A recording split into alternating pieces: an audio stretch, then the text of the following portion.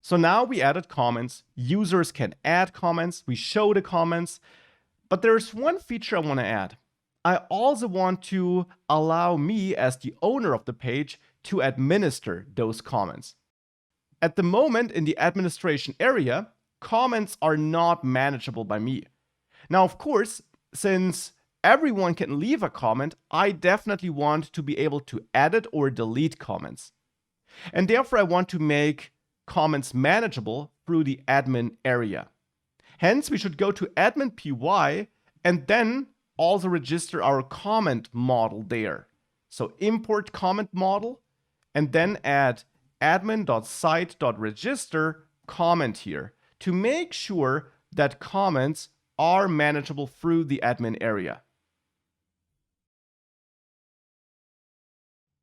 With that change made, if we reload, we can view all the comments, and now we can edit them here as well. And we can also delete them if there is some obvious problem. Now maybe we want to control how they are displayed here, and we can do that by adding our own class here, the CommentAdmin class, where we extend admin.modelAdmin. And here I want to add the list display field to control which data about a comment is displayed here on this overview page, so that I don't see comment object, but I see more useful data.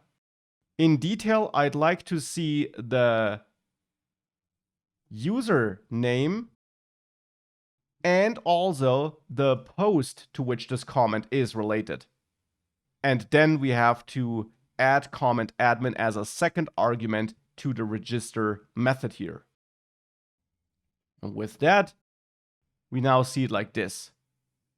Now we see post object like that though, which is not too helpful. So to also get more information here, I'll go to my post model and override the stir method here, which is also something we already did earlier in the course. Here we return how a post is presented if it is needed as a string. So if the post object is output as a string.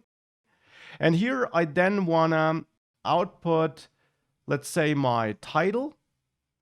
And yeah, actually that's all. I wanna output the title. So let's output self.title as a string here. And with that added to the post model, we see something more useful here. So now we can also administer posts, and if someone is posting something that shouldn't be posted, we can delete it. So now with that, we added this comments feature, and of course you can fine-tune it and edit it as you want or need it. But I would say this is looking good here. We now have the capability for users to comment and leave some notes. We can administer them. Let's now work on the last feature that should be added here, and that's this read later button, which should be added here in this block at the top of every post, which allows us to save a post for reading it later.